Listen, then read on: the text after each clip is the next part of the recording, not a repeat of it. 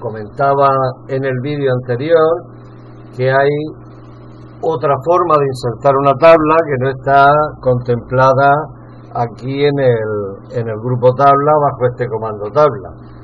Esta opción es con una entrada de autocorrección, una entrada de autoformato mientras se escribe. Esto lo podemos ver en archivo, opciones, revisión, opciones de autocorrección. En autoformato mientras se escribe debe de estar marcada la opción tabla. Si esta opción está marcada, podemos crear una tabla pulsando los símbolos más y menos. Más y menos. Más nos pondrá las columnas y menos nos dará las celdas.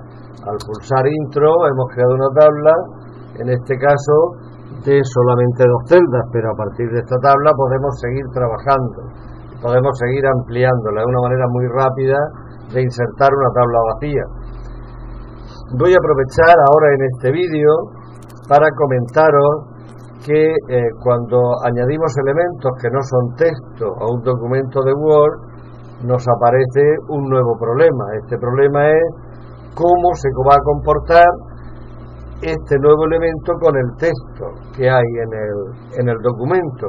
Esto es lo que se llama el ajuste de texto. Y en el caso del resto de elementos no textuales de Word, como imágenes, fotografías, dibujos, etcétera, además tendremos un nuevo problema que lo veremos cuando tratemos sobre ellos, que es que se pueden colocar encima del texto, delante del texto, detrás del texto, convirtiendo los documentos de Word en tridimensionales.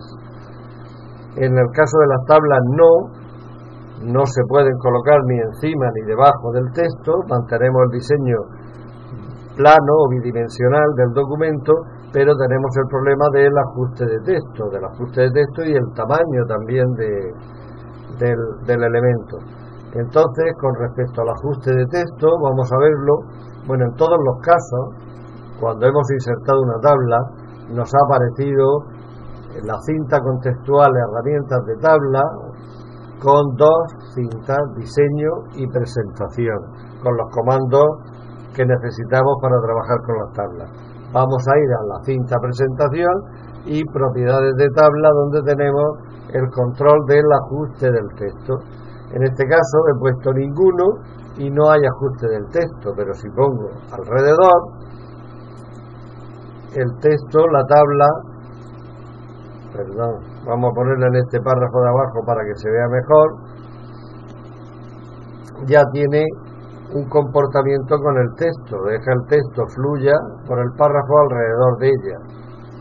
¿De acuerdo? En el caso de que el ajuste sea ninguno, propiedades, pues se va a comportar como un párrafo diferente, la tabla en un párrafo y el texto en sus párrafos correspondientes. Este es el equivalente a los ajustes para las ilustraciones en línea con el texto o flotantes. La otra cuestión, aparte del ajuste del texto, es el tamaño. El tamaño, ya os dije que aquí había un controlador de tamaño que podíamos estirar, pero los ajustes totales, como vimos en el cuadro de diálogo insertar tabla en el vídeo pasado, pues son estos del autoajuste al contenido, la ventana o con ancho de columna fijo. ¿Os acordáis que los autoajustamos a la ventana a todo el ancho del documento, excluidos los márgenes? El control total, si lo autoajustamos al contenido, pues dependiendo de lo que escribamos, se irá ampliando el contenido. El control total del tamaño lo volvemos a tener en el cuadro de diálogo propiedades de tabla. Aquí el tamaño, en tabla, estamos hablando de tabla, igual nos valdría después para filas y columnas.